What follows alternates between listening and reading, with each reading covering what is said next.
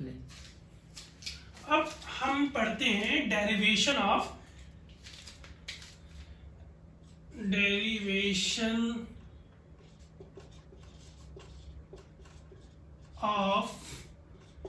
Kinetic energy formula.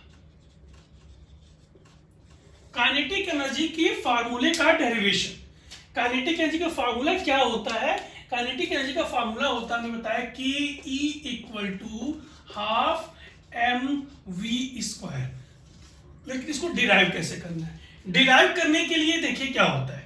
हमने ये बताया कि एनर्जी इक्वल टू होता है वर्क डन। ठीक, यदि किसी भी ऑब्जेक्ट पे कार्य करेंगे तो उसमें जो एनर्जी प्रोड्यूस होगी वो उसके वर्क डन के बराबर होगी।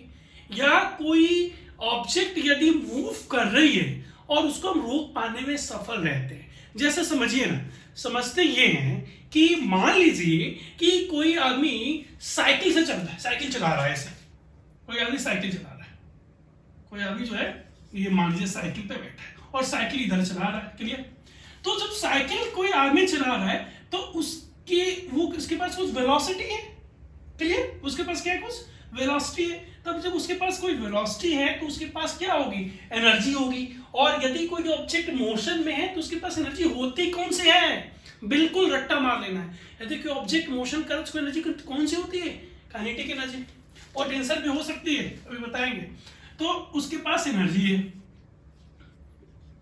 कितनी है? Half mv²। अब व्यक्ति साइकिल इधर चला रहा है और मान इसको हम तुम वहां से इसे पकड़ के खींच रहे। होता था ना बचपन में, दोस्त साइकिल चलाते हैं, उसको पकड़ के खींचते रहते हैं कि ना चलाओ। तो हम उसको इधर खींच रहे हैं और मान ली कंडीशन ऐसी है कि हमने उस साइकिल सवार को रोक लिया, यानी कि वो क्या हुआ? रुक गया, स्टॉप कर गया। तो होगा क्या? वो जितनी हमने उसको रोकने के लिए क्या किया? वर्क किया। तो जो उसको रोकने के लिए हमने वर्क किया वो किसके बराबर होगा? उसके एनर्जी के बराबर होगा। ये चीज दिमाग में रखना है। क्लियर? साइकिल कोई चला रहा था, हम उसको खींच रहे थे, खींच कर हमने रोक दिया, तो उसको रोकने में जो वर्क हुआ वो इसके एनर्जी के बराबर होगा। ठीक है? इसी से हमारा ये डिराइव होगा। अब कैसे डिराइव होगा? देखिए, साइकिल के वही एग्जांपल मानिए कि मान लीजिए कि कोई ऑब्जेक्ट यहां पे है। क्लियर? और ये ऑब्जेक्ट हमारा v वेलोसिटी से, किससे? v वेलोसिटी से मूवमेंट कर रहा था इधर। क्लियर? हम इस पे एक फोर्स लगाते हैं। हम इस पे क्या लगाते हैं? फोर्स लगाते हैं। और इस फोर्स को किस लिए लगाते हैं? रोकने के लिए। अभी एग्जांपल दिया ना मैंने कि कोई चीज आ रही है, या हमारी कोई स्लोप है पहाड़ टाइप का, उसमें पत्थर कोई ऐसे ऐसे नीचे गिर रहा है, हम उसको रोकने के लिए फोर्स लगा रहे हैं, तो तुरंत नहीं रुकता है, थोड़ा थोड़ा थोड़ा थोड़ा पीछे जाते हैं। क्लियर? पुरानी पिक्चरों में देखा होगा, पहाड़ से पत्थर गिरता है, हीरो उसको रोकता है, तो ऐसे ऐसे ऐसे रोकती है, एक कंडीशन है कि रोक ली। तो मान लीजिए कि वो ऑब्जेक्ट यहां पे था, उसकी वेलोसिटी v थी। ठीक? तुरंत तो रुक नहीं जाएगा। जब हम उस पर फोर्स लगाएंगे तो धीरे धीरे धीरे धीरे मान लीजिए कि हमने उसको रोक लिया, और रोकते रोकते उसने कितनी डिस्टेंस ट्रेवल की? s। क्लियर? कोई चीज थी, कोई ऑब्जेक्ट था, ऐसे क्या था? वो कोई ऑब्जेक्ट था और ऐसे मूवमेंट कर रहा था ऐसे। अब इसके मूवमेंट करने से हमने इसको फोर्स लगाया, फोर्स लगाते लगाते यहां पे रोक लिया। क्लियर? तो रोकते रोकते उसने कितनी डिस्टेंस ट्रेवल की? s। उसमें फोर्स कितना लगा रहा था? F। और यहां पे उसकी वेलोसिटी कितनी बताई हमने? v। यहां पे रुक गया, यानी कि वेलोसिटी कितनी हो गई? 0। तो इसकी वेलोसिटी में क्या हुआ? चेंज हुआ। कितना चेंज हुआ? v से घट के 0 हो गया। यानी वेलोसिटी में चेंज को क्या बोलते हैं? एक्सेलरेशन। वेलोसिटी यदि बढ़ती है तो उसको बोलते हैं एक्सेलरेशन, और यदि वेलोसिटी डिक्रीज होती है तो उसको क्या बोलते हैं? रिटार्डेशन। क्लियर? यानी कि यदि कोई ऑब्जेक्ट v वेलोसिटी से मूवमेंट कर रहा था, उसको रोकना है, उसको रोकने के लिए हम उस पर फोर्स लगा रहे हैं, या उसको खींच रहे हैं, या उसको पुश कर रहे हैं, या पुल कर रहे हैं, दोनों ही केस में वो ऑब्जेक्ट थोड़ी दूर चलने के बाद रुक जाता है। कितनी दूर चला? मानिए कि वो कितनी दूरी चला? s distance. फोर्स कितना लगाया था आपने? F। उसकी वेलोसिटी पहले कितनी थी? v। फाइनली जाके वो क्या हुआ? रुक गया। तो रुक गया तो उसकी वेलोसिटी कितनी हुई? 0। वेलोसिटी में क्या हुआ? चेंज हुआ। जो चेंज हुआ उसको वेलोसिटी में चेंज होने की क्या बोलेंगे, रिटार्डेशन। रिटार्डेशन क्यों बोलेंगे, क्योंकि ऑब्जेक्ट की वेलोसिटी में चेंज हो रहा था। क्लियर? फिर से ऑब्जेक्ट क्या हुआ, ऑब्जेक्ट क्या कर रहा था, दिमाग में बैठाइए, मूवमेंट कर रहा था। ऑब्जेक्ट को क्या करना है, हमको स्टॉप करना है। स्टॉप करने के क्या लगाएंगे, फोर्स लगाएंगे। फोर्स लगाने में तुरंत नहीं रुकेगा, कितने, तो मान लीजिए कि एस डिस्टेंस ट्रेवल करने के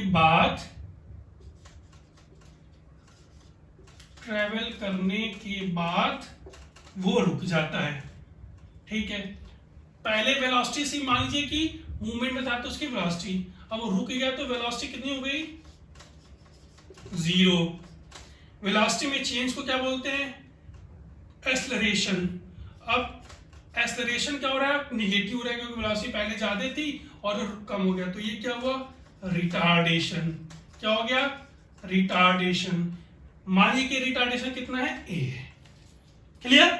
ऑब्जेक्ट मूवमेंट कर रहा था, उसकी वेलोसिटी कितनी थी, v थी। v वेलोसिटी से मूव कर रहा था, जैसे साइकिल मूव करती है, जैसे मोटरसाइकिल मूव करती है, जैसे कोई बॉल मूव कर रही है।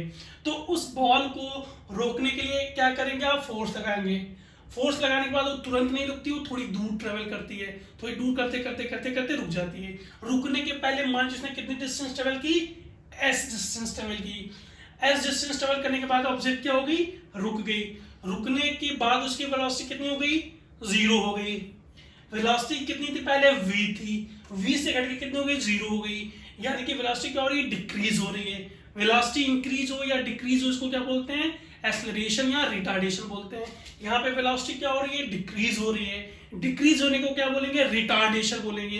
यानी कि ऑब्जेक्ट की वेलोसिटी में रिटार्डेशन हुआ। और रिटार्डेशन को कैसे रिप्रेजेंट करते हैं, ए से। क्लियर हो गया अभी नीचे, अब इसको ऐसे रख देते हैं। अब ऊपर समझिए, तो इस ऑब्जेक्ट को रोकने के लिए वर्क करना पड़े F इंटू एस। क्लियर? अब F इक्वल टू कितना होता है, ma इंटू एस। क्लियर? अब न्यूटन का इक्वेशन ऑफ मोशन हमने पढ़ा है, कौन कौन सा, याद करिए, class 9 chapter motion. v equal to U plus A T, S equal to half A T square, और v square equal to you square plus 2as। Concept ये नहीं है कि आप 10th पढ़ रहे हैं तो 9th भूल जाएंगे, 11th पढ़ रहे हैं तो 10th भूल जाएंगे। जो क्लास, जिस क्लास में आपने पढ़ा हुआ है उसका जो जरूरत पड़ेगी, हर क्लास में कॉन्सेप्ट की जरूरत पड़ेगी।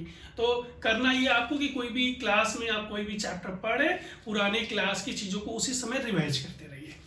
तो 3 फार्मूले, v equal to U plus A T, S equal to U T plus half A T square, and v square equal to you square plus 2as।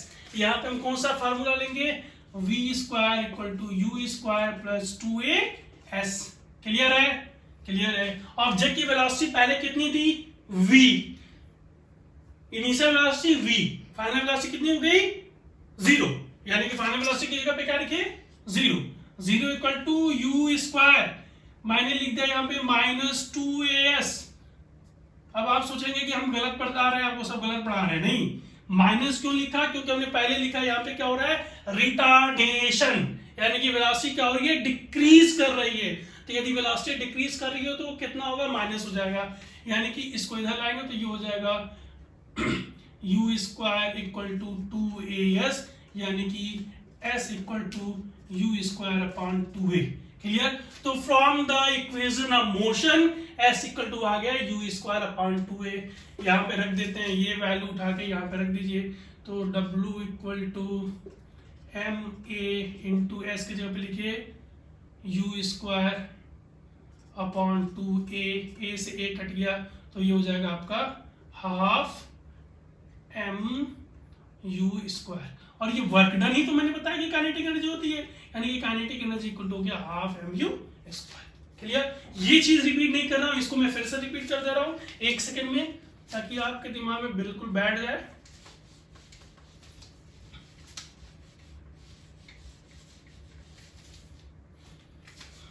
किसी वस्तु को रोकने के लिए क्या किया, कार्य किया, और यही कार्य कितनी हो जाएगी, काइनेटिक एनर्जी के बराबर हो जाएगी, W इक्वल टू के। क्लियर? अब W इक्वल टू होता है कितना, F इंटू एस। F इक्वल टू कितना होता है, एम ए, तो ये जगह M A into S. Clear है? अब देखिए इक्वेशन ऑफ मोशन क्या कहता है, v square equal to you square plus 2as, v की वैल्यू यहाँ पे 0 है, फाइनल वेलोसिटी, तो u square minus 2as, minus इसलिए बोल रहे हैं कि रिटार्डेशन हो रहा है, यानी कि u square equal to 2as, s equal to you square upon 2a, यहाँ पे s की वैल्यू ये उठाना है, यहाँ पे रख देना है, तो ये आपका हो जाएगा ma equal to ma into u square upon 2a, a से ये कैंसिल होगा half m u square, work done या kinetic energy equal to half M square, यही तो प्रूफ करना था। तो काइनेटिक एनर्जी का ये फार्मूला है कि जो कि प्रूफ हो गया। काइनेटिक एनर्जी का डेरिवेशन ऑफ फार्मूला कर लिया हमने। पोटेंशियल एनर्जी का क्या होता है, पोटेंशियल एनर्जी का फार्मूला होता है mgh। क्या होता है? mgh, यानी कि शुरू में हमने बताया था कोई ऑब्जेक्ट यदि यहाँ पे है और यहाँ से उसको h हाइट तक ला रहे हैं, तो इस ऑब्जेक्ट को ग्रेविटेशनल फोर्स के अपोजिट काम करना पड़ेगा यहाँ तक लाने के लिए। तो ये जो काम करना पड़ेगा वो कितना हो जाएगा, F into height h, F की जगह पे लिखिए mg इंटू h, और यही इसमें पोटेंशियल एनर्जी का फॉर्म में से हो जाता है, पोटेंशियल एनर्जी का फॉर्मूला हो जाता है mgh। Now we have to derive the law of conservation of energy.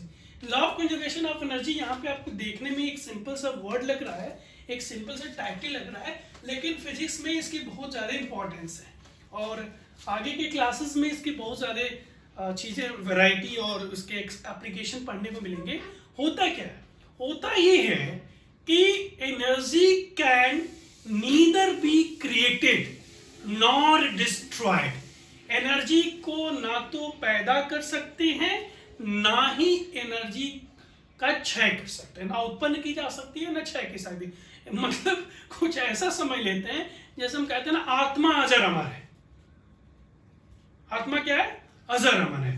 बोलते हैं ना, man is mortal and soul is immortal. मनुष्य नश्वर है। गीता का संदेश क्या है? गीता का संदेश ये है कि चिंता ना करो, मनुष्य अजर अमर नहीं है लेकिन आत्मा अजर अमर है। आत्मा क्या करती है? बस अब गीता ही पढ़ लीजिए, फिर आपको एनर्जी का कंजर्वेशन ऑफ एनर्जी अपने आप समझ में आ जाएगा।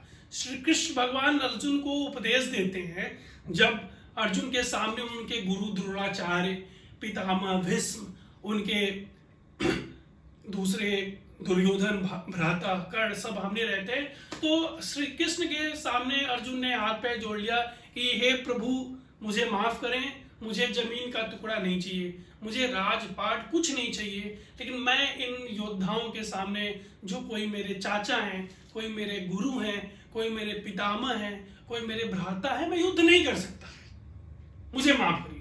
तो युद्ध तो होना था।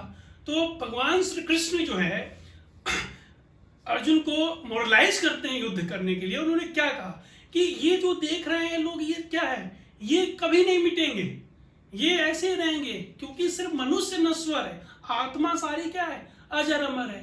यानी कि आत्मा हमारे शरीर से निकल के दूसरे के शरीर में प्रवेश कर जाती है, उसका कभी भी क्षय नहीं होता है। तो ये लोग तो नश्वर हैं, आज नहीं तो कल जाएंगे, लेकिन इनकी जो आत्मा है वो हमेशा अजर अमर रहेगी। तो हे पार्थ, युद्ध करने से डरो ना। तो अब बस उसको दिमाग में रखिएगा। जब ऐसे उसको दिमाग में रखेंगे तो एनर्जी का law of conservation of energy समझ में आ जाएगा। यानी कि जैसे सिर्फ मनुष्य का नाश होता है, मनुष्य नश्वर होता है, और उसकी आत्मा क्या होती है? एक आदमी से निकल के दूसरे में, दूसरे से निकल के तीसरे में, तीसरे से निकल के चौथे में जाती रहती। वैसे ही एनर्जी क्या है? इमॉर्टल। एनर्जी का क्षय नहीं होता है, बस ये करती क्या है? एक फॉर्म से दूसरे फॉर्म में, उस फॉर्म से तीसरे फॉर्म में, तो अब आप सवाल पूछेंगे क्या कि एनर्जी को आत्मा कह सकते हैं? कह लीजिए, कोई दिक्कत नहीं है, समझ लीजिए, किसी भी तरीके से समझिए। एनर्जी क्या होती है? One form to another form, उससे फिर दूसरे फॉर्म। एक ऐसे दूसरा एग्जांपल लीजिए ना, पैसा है, मनी है, तो पैसा क्या है? पैसा क्या खत्म हो जाता है क्या? नहीं, एक बैंक से नोट चलती है, और बैंक से जब नोट चलती है तो वो जिसने बैंक से निकाला, क्लियर, वो ला के उसने खरीदारी की, उसने क्या किया? पेंट की दुकान पे गया, पेंट खरीद लिया, तो वो मनी उसके पास से पेंट वाले के पास पहुंच गई। पेंट वाले ने गया और शाम को सब्जी खरीद लिया, तो उसके पास से वो मनी सब्जी वाले के पास पहुंच गई, सब्जी वाला गया उसने दूध खरीद लिया, तो वो पैसा दूध वाले के पास पहुंच गया। तो वो पैसा का क्षय नहीं हो रहा है, लेकिन वो पैसा बैंक से आदमी के पास, उससे पेंटर के पास, पेंट वाले से सब्जी वाले के पास, सब्जी वाले से दूध वाले के पास, पैसा ऐसे ऐसे ऐसे ऐसे ऐसे ट्रांसफर होता है। उसी तरीके से एनर्जी एक जगह से दूसरे फॉर्म में, दूसरे फॉर्म से हीट से लाइट, लाइट से हीट से काइनेटिक, ऐसे ऐसे आपस में ट्रांसफर होती रहती है। क्लियर? बस इतना समझ गया, आपको बहुत ज्यादा समझाने की जरूरत है नहीं। तो वही एनर्जी का कंजर्वेशन ऑफ फॉर्मूला है कि energy can neither be created nor destroyed, it can only be transferred from one form to another. ऊर्जा एक फॉर्म से, एक रूप से दूसरे रूप में ट्रांसफर होती रहती है। क्लियर?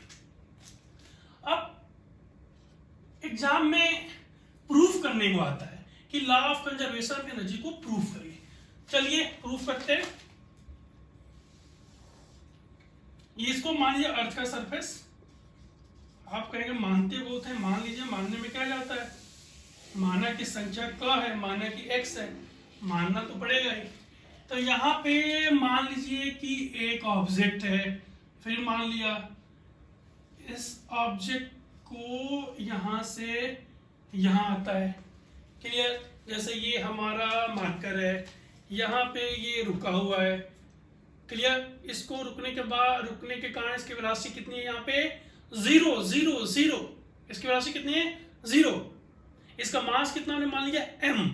क्लियर? और इसकी हाइट अर्थ से कितनी मान ली हमने? h। तो मान लिया कि यहाँ पे कोई ऑब्जेक्ट है, वो ऑब्जेक्ट है, इसकी वेलोसिटी कितनी है? u। क्लियर? इसका मास कितना है? m। और अर्थ से यहां तक की हाइट कितनी है? h। अब हमें प्रूफ क्या करना है? हमें प्रूफ करना है law of conservation of energy, यानी कि हमें ये प्रूफ करना है कि ऊर्जा का क्षय नहीं होता है। अब ये कैसे पता चलेगा ऊर्जा क्षय?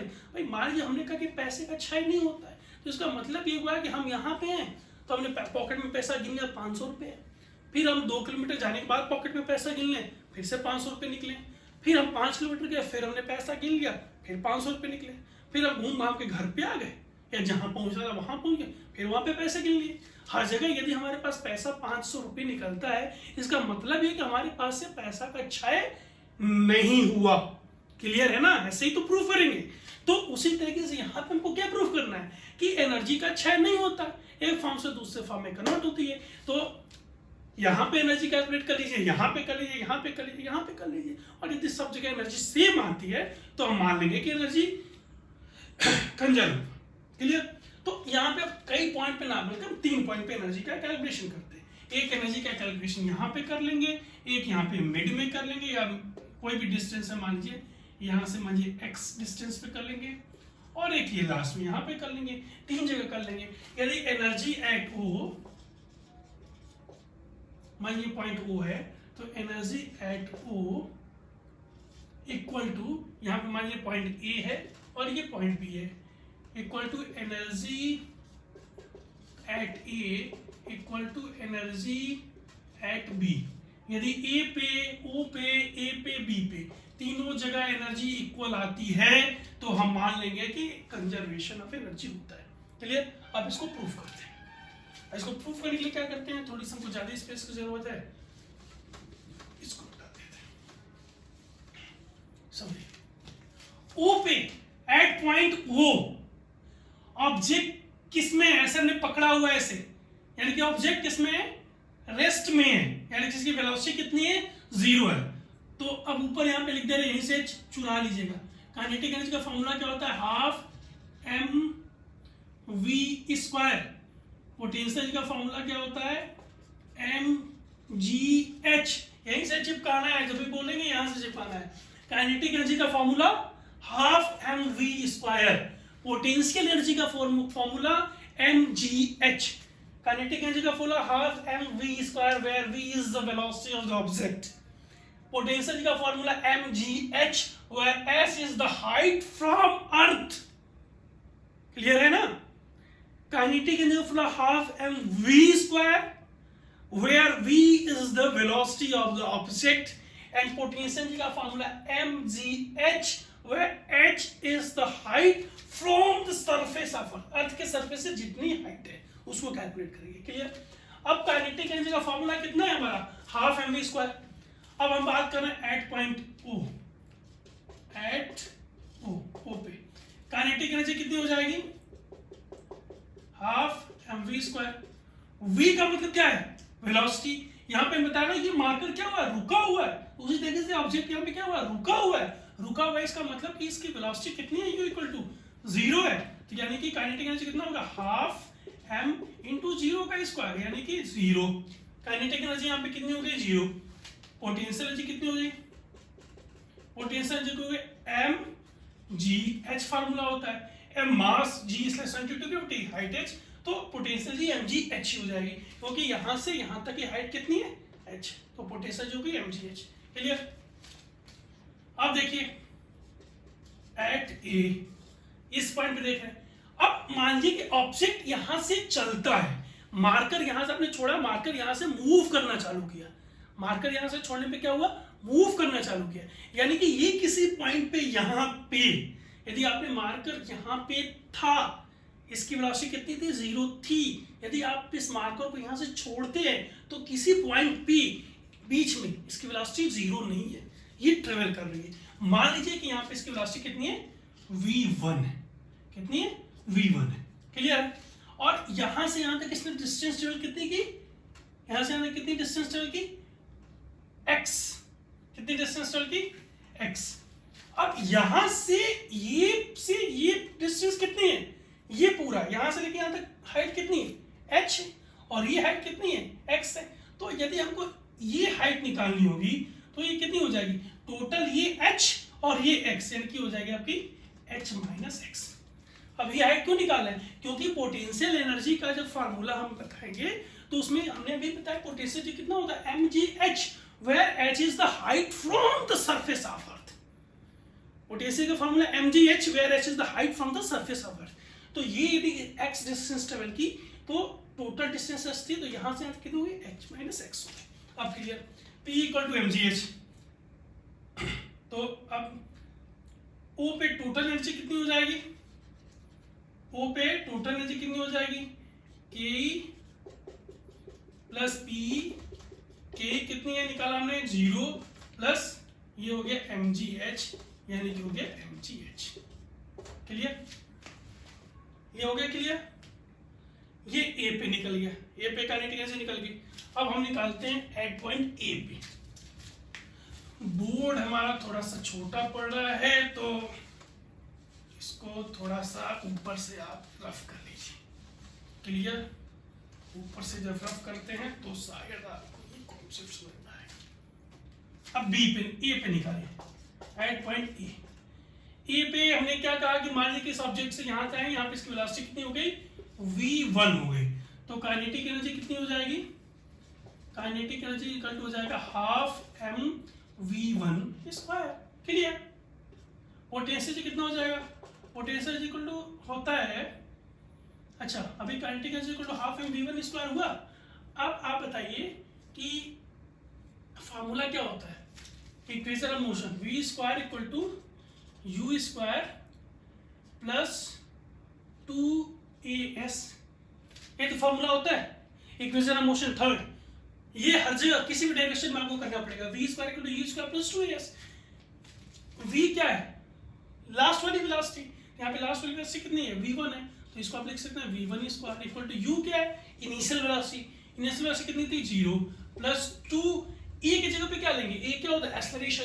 लेकिन यहाँ पे ऑब्जेक्ट इधर से इधर आ रहा है, यानी कि ये ग्रेविटी के अंदर काम मोशन कर रहा है। तो यहाँ पे एक्सेलरेशन की जगह पे क्या लिखेंगे, एक्सेलरेशन ड्यू टू ग्रेविटी, यानी कि लिखेंगे 2g। s क्या होता है, डिस्टेंस ट्रेवल। ऑब्जेक्ट ने यहाँ से यहाँ तक डिस्टेंस ट्रेवल किया, कितना किया, x, यानी कि v1 स्क्वायर इक्वल हो जाएगा 2gx, यानी कि काइनेटिक एनर्जी इक्वल हो जाएगा हाफ m इंटू 2gx। 2 से 2 कैंसिल हो गया, यानी कि हो जाएगा mgx। Clear? Kinetic energy equal to कितना हो गया, mgx। अब पोटेंशियल एनर्जी निकालिए, पोटेंशियल एनर्जी कितना होता है, mgh, जहां पे h क्या है, हाइट फ्रॉम द अर्थ। तो यहाँ पे हाइट कितनी हो गई है, यहाँ पे ऑब्जेक्ट की हाइट कितनी है, टोटल हाइट कितनी थी यहाँ से यहाँ तक h, ये हाइट कितनी है x, ये टोटल h थी, ये हमारी x है, तो ये हाइट हो जाएगी इतना माइनस इतना, इतना माइनस इतना, यानी कि हाइट कितनी हो जाएगी h माइनस x, यानी कि हो जाएगा mg h माइनस x। अब पॉइंट ए पे टोटल एनर्जी कितना हो जाएगा, kinetic energy plus potential energy, यानी कि काइनेटिक एनर्जी कितना निकले हमारा mgx plus mgh minus x, यानी कि mgx plus mgh minus mgx, इससे ये कट गया, यानी कि mgh। पॉइंट ओ पे हमने जो डेरिवेशन निकाला वो आया था mgh, पॉइंट ए पे निकाला वो भी आया mgh। ये आप यहाँ पे नोट नहीं कर पा रहे हो यदि एक साथ, तो आप बुक से इसको देख लीजिएगा, किसी भी बुक से, तो ये हो जाएगा mgh, यानी कि ओ पे और ए पे इक्वल हो गया। हमें किसे निकालना है, लास्ट में बी पे, क्लियर। अब बी पे निकालिए,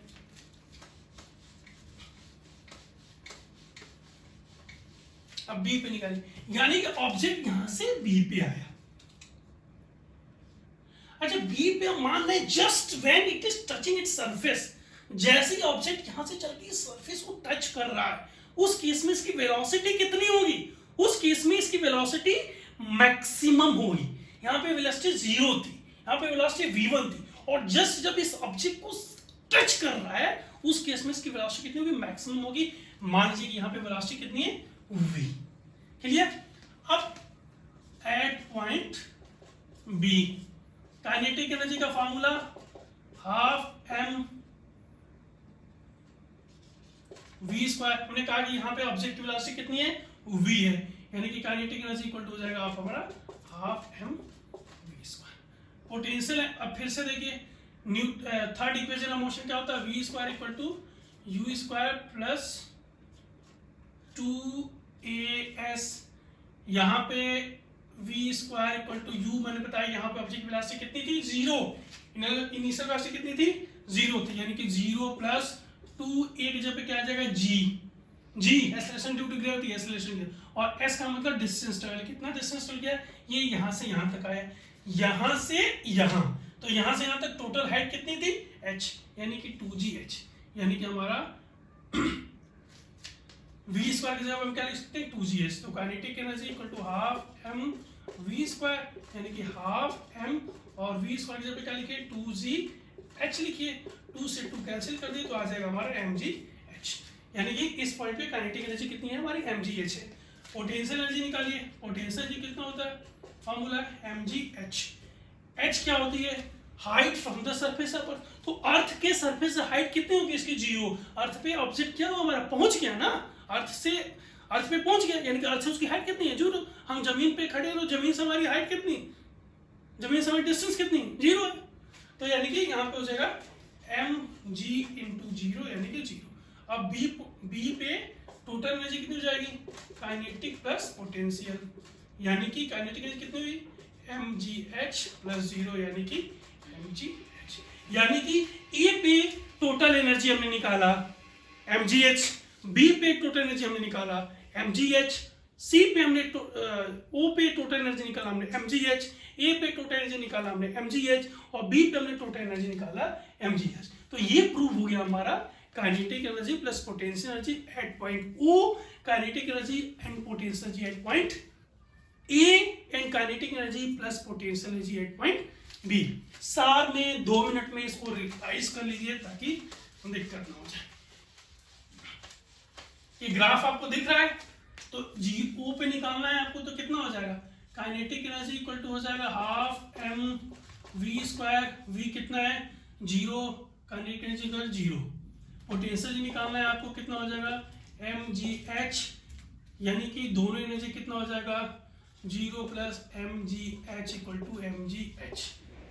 अब ए पे बात करिए, ए पे काइनेटिक एनर्जी कितना हो जाएगा हाफ m v स्क्वायर, यानी कि यह हो जाएगा आपका हाफ m, और v स्क्वायर के बारे में पता है कितना हो जाएगा आपका 2gx हो जाता है, ठीक है, ये यहाँ से यहाँ तक ट्रेवल कर रहा है, तो आप इसको ऐसे रिवाइज कर लीजिएगा, काइनेटिक एनर्जी प्लस पोटेंशियल, ये तीनों पॉइंट पे क्या हो जाएगा हमारा कांस्टेंट हो जाएगा, और ये हमारा प्रूफ हो गया law of conservation of energy. Clear है, it is law of conservation of energy.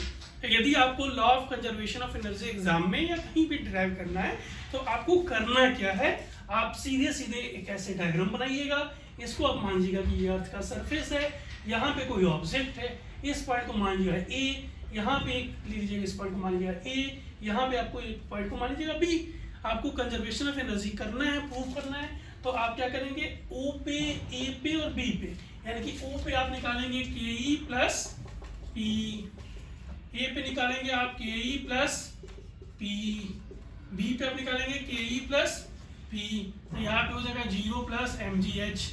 यहाँ पे आप निकालेंगे तो काइनेटिक एनर्जी फार्मूला डिवाइड करेगा, अभी जो निकाला यहाँ पे निकालेगा, तीनों इक्वल हो जाएगा तो लिख देगा kinetic energy and potential energy at point O is this, at point A is this and point B is this, यानी कि ओ पे ए पे बराबर है, यानी कि law of conservation of energy आपका क्या हो गया, प्रूव हो गया। तो ये था आपका law of conservation of energy.